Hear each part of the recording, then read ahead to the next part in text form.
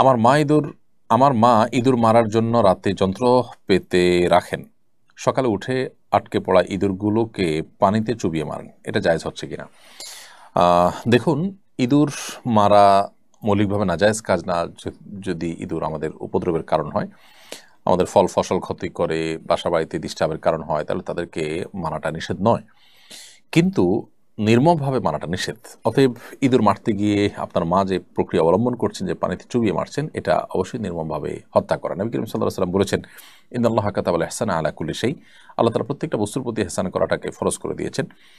ফাইদা যাবাহতুম ফাহসিনু যিবহাতা ওয়া ইযা কাতালতুম ফাহসিনুল কিতলাতা, যদি তোমরা কোনো পশু জবাই করতে হয়, যুদ্ধক্ষেত্রে কোনো শত্রুপক্ষকে হত্যা করতে হয়, বিচারিকভাবে হত্যা করতে হয়, তাহলে তো সেক্ষেত্রে তোমরা এহসান করবে, অর্থাৎ অনুগ্রহ করবে।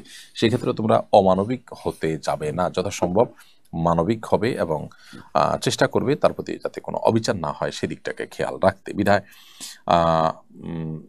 যেখানে যে কষ্টটা না দিলেই চলে, সেভাবে কষ্ট দিয়ে আপনার কোনো প্রাণীকেও হত্যা করা জায়েজ নাই। সেজন্য এভাবে পানিতে চুবিয়ে আপনার এই আপনার ইঁদুরকে মারা জায়েজ নাই। আপনি বিষ প্রয়োগ করলেন, কোনো যদি এক আঘাতে মেরে ফেললেন, এই জাতীয় কোনো প্রক্রিয়া আপনি অবলম্বন করতে পারেন।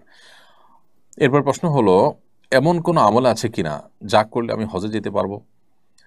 দেখুন, আপনি হজে যাওয়ার মতো আমল, যে আমল করলে আপনি হজে যাওয়ার সুযোগ তৈরি হতে পারে, সেটা মূলত আল্লাহ তাআলার কাছে দোয়া করা।